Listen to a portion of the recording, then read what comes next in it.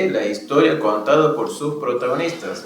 Hoy tenemos el agrado de estar en presencia del profesor Alejandro Galván, actual asesor pedagógico de nuestro colegio. Así que bueno, profe, le damos la bienvenida a esta sección que hemos dado por llamar la historia contada por sus propios protagonistas. Bienvenido. Muy bien, muchas gracias. Y bueno, comencemos por el principio, que es un comienzo tan bueno como cualquier otro.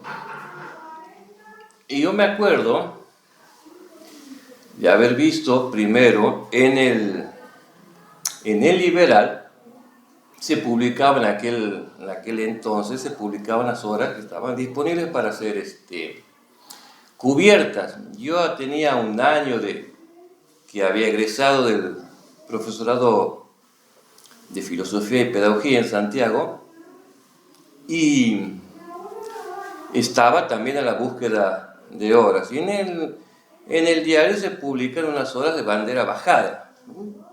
Bandera bajada, digo yo.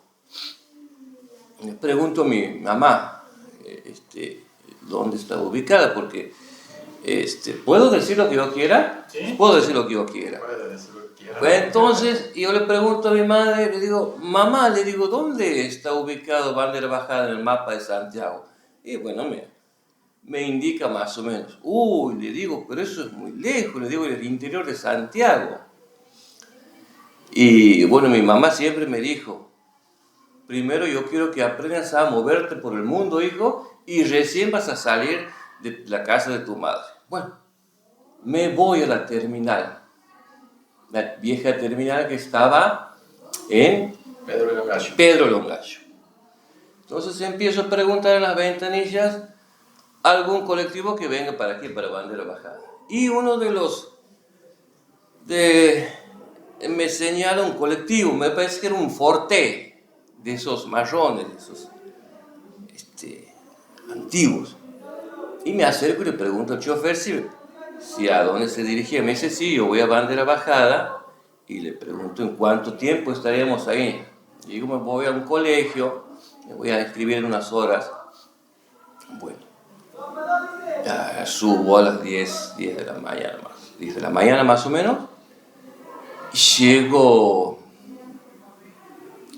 13 horas aquí al colegio por primera vez. Y el viaje era pintoresco de por sí, porque me acuerdo que a mí me parecía todo nuevo, porque no primera vez en realidad que salía al interior de Santiago.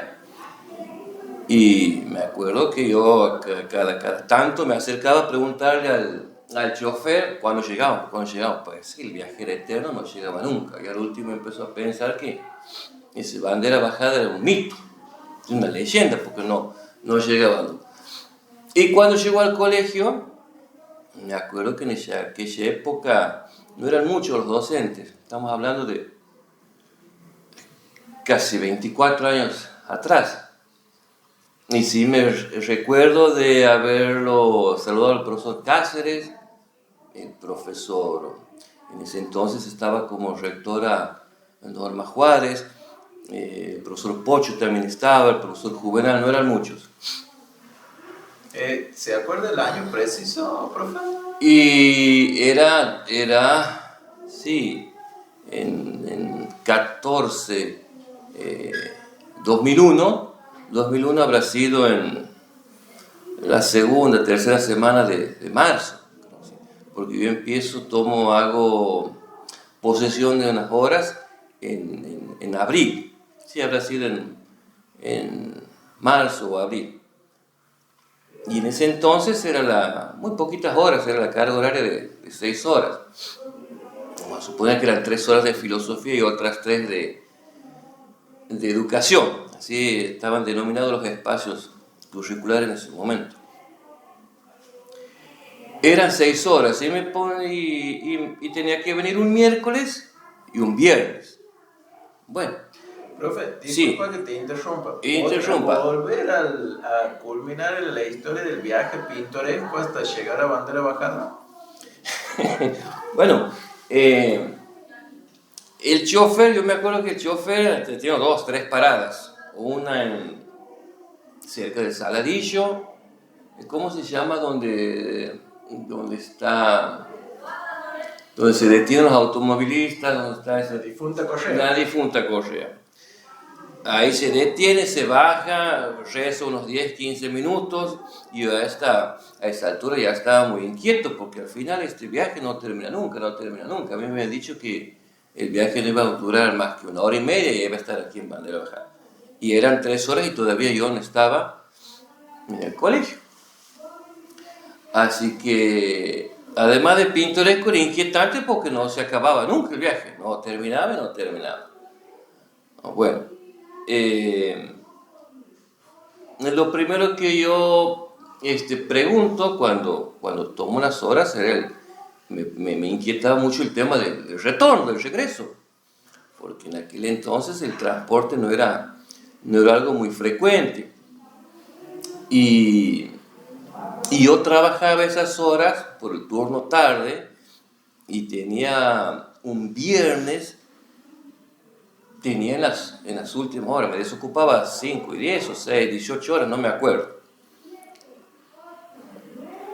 Entonces, trabajo esa primera semana y me digo, no me gusta aquí.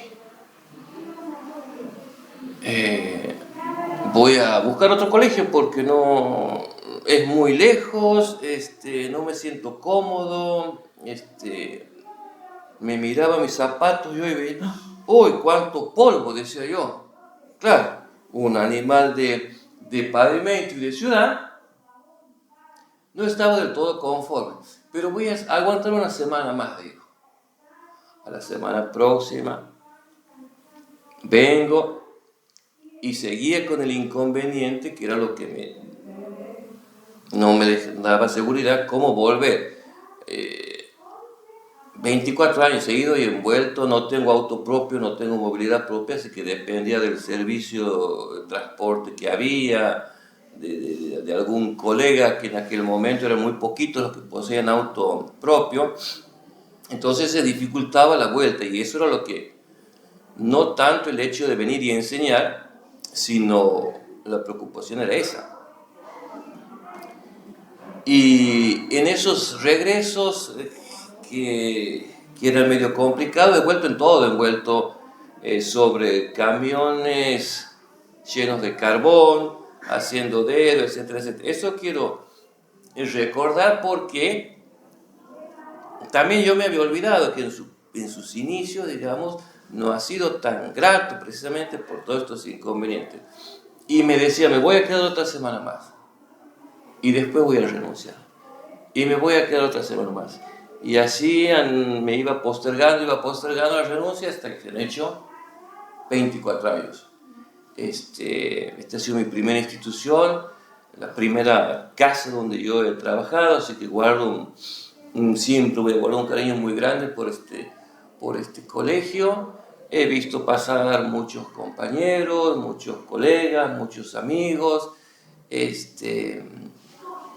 Así que eso puedo mencionar como los inicios. Después hay muchas cosas más para contar en el durante de estos 24 años, pero quería señalar y recordar eso en caso particular, ¿no es cierto? Claro, o sea, es bueno recordar el inicio, como dice vos, los inconvenientes y cómo esa semana de postergación, semana termina siendo 24, 25 años que uno está en la institución. Te conozco de hace varios años, quizá vos estabas unos años antes que yo en la institución. Sí. Te voy a mencionar algunas cositas y vos vas recordando. Te recuerdo como un fotógrafo aficionado. Sí. Y cámara en mano, algunas experiencias, anécdotas que hayas tenido, algunos trabajos que realizaste aquí en el colegio, si puedes ir por ese lugar. Claro, con respecto a la mención de la pregunta, ¿por qué me voy quedando? Porque obviamente tiene que haber un interés para que se despierte en uno para continuar por un camino, ¿no? Y no es por quedar bien, pero en ese punto yo todavía era muy idealista, era muy joven y me doy cuenta que puedo empezar a trabajar con un grupo de adolescentes. En realidad uno cuando termina el profesorado y le entregan el título, hay muchas posibilidades que se abren, unos que no van a ejercer, otros que no les gusta. Bueno, yo tenía esa duda con respecto a la experiencia educativa en sí misma. Y esos primeros años me tocan cursos con un grupo de personalidades muy agradables, que en realidad termino aprendiendo mucho más yo que yo enseñándoles a ellos. O sea, me han enseñado su lugar, su historia, sus intereses. Entonces eso me ha llevado a intentar profundizar un poco más, intentar conocerlo. Y en aquel momento yo tenía la afición de la fotografía, así que les propongo al mismo tiempo, para que ellos se expresen y yo conozco un poco más de la vida de ellos, hacer una serie de fotografías en las que se retrataban escenas de su vida cotidiana, de sus trabajos, de sus quehaceres, y ellos, ante la propuesta, responden muy bien. Después, con esas fotografías hacemos unas exposiciones aquí en el colegio, pero digamos que lo que me interesaba a mí era mostrar muchas veces que para la persona de la ciudad hay muchas escenas que escondidas o al cual no tenemos acceso precisamente por no frecuentarlos a ellos, ¿no? Entonces ese era mi interés y así comienza una manera de acercarme a ellos, ¿sí? Porque no tenía esa experiencia de ser docente en el interior, ¿sí? Obviamente uno mira atrás y dice que ha sido una experiencia muy rica, muy grata, por eso de hecho también me quedo, ¿no es cierto?, tantos años. ¿Algún profe que recuerdes en particular que te haya ayudado, que te haya enriquecido? Cuando uno llega a un colegio nuevo, tiene recibimientos diversos y es comprensible. Hay gente que va a ser más afectuosa, más cálida, y otra que va a ser más distante, más fría. Vaya uno a saber por cuáles motivos. Yo me acuerdo que cuando yo ingreso al colegio, me acuerdo de la profesora Nora que se acerca, de los tantos profesores que había, se acerca, me da la bienvenida y me dice: bienvenido a este colegio, profesor, estos son sus colegas, aquí va a trabajar. Esos son gestos que a uno lo animan a seguir, ¿no es cierto? Sí, recuerdo muchos colegas que actualmente continúan en esta institución y otros que han buscado otros horizontes, digamos, pero me acuerdo de la profesora que en aquel momento ocupaba la función de secretaria, de profesora Gladys, también una persona muy agradable, muy amable, que me ha ayudado en sus comienzos. Después hubo otro profesor Andriani. ¿Se acuerda, profesor? Sí, me acuerdo. Profesor Andriani. Pensaba llevarte. Pensaba llegar al profesor. El profesor Andriani, bueno, profesor de lengua, que estuvo con nosotros un poquito tiempo, pero se hizo querer y apreciar mucho.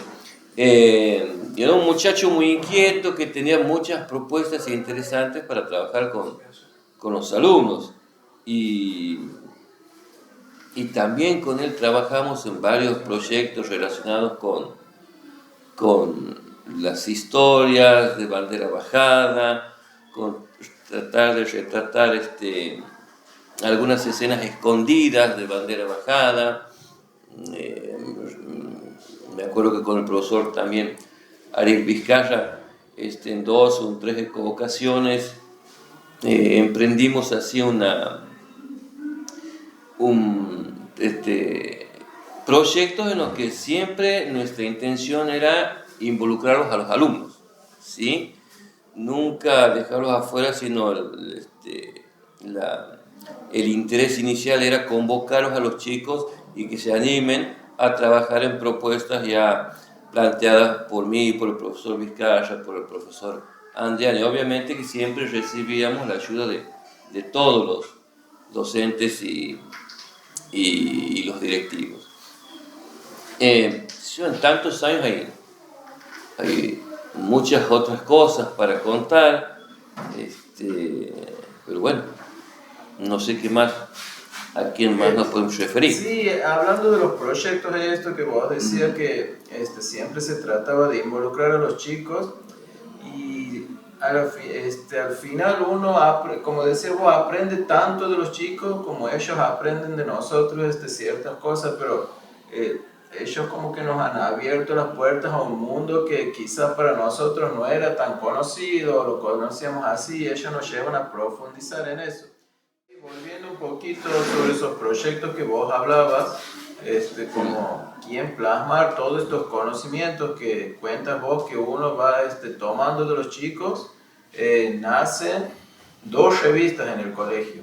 Una es propia tuya, que es recuerdo el nombre que me parecía un nombre tan adecuado para la revista y que uno al conocer el nombre de la revista inmediatamente creo que relaciona con la zona y se llamaba El Cielo del Ochoa. ¿Nos puedes comentar un poquito sobre eso? Sí, la idea nace con la intención de visibilizar a través de un soporte gráfico y editarlo y publicarlo en formato ya sea de pequeño libro, de revista, todas esas producciones que íbamos recopilando, que nos iban contando y narrando nuestros alumnos. Vos acabas de mencionar que lo más precioso, lo más meritorio para nosotros como docentes al entablar el vínculo con ellos era que ellos nos revelan un mundo que para nosotros era desconocido, la manera en que ellos habitaban su casa, su rancho, sus distracciones, sus placeres, sus anhelos, cosas que muchas veces... Sus labores, que muchas veces en la dialéctica alumno-docente en el aula no se mencionan, porque forman parte de la cotidianidad de ellos. Bueno, esa cotidianidad de ellos, alumnos rurales, era lo que a nosotros nos interesaba y lo que intentábamos rescatar. Y un ejemplo de esa cotidianidad o de esa, una beta de su historia personal era la idea de convocarlos a que ellos recopilen, graben y entrevisten a sus abuelos, padres acerca de estas historias que muchas veces quedan fuera del margen de lo escolar o no son apreciadas en su justa importancia, como por ejemplo son las historias de espanto, de aparecidos, que entre las clases siempre se colaba una de estas historias. Entonces, como se mencionaba de manera continua estas historias, en un momento digo que sería una buena idea recopilarlas y darle otro tipo de formato como para que no estén tan desperdigadas por ahí. Hay muchas historias que hay abuelos que son los últimos que las poseen, digamos, y después se pierden irremediablemente si no las recopilamos. Bueno, esa era una historia. Entonces, y a la par también estaba la idea de generar una revista que muestre aspectos de nuestro colegio, cómo funcionaba, algunas publicaciones de algunas creaciones de nuestros alumnos. Bueno, queríamos darle esa visibilidad a través de la revista y así es como nace la revista El Cielo del Ochoa, donde un grupo de docentes llevamos adelante esta idea y que queda plasmada en 3 o 4 números, no fue más que eso por los costos de edición, etcétera, etcétera. pero la experiencia fue muy linda, muy grata y siempre intentando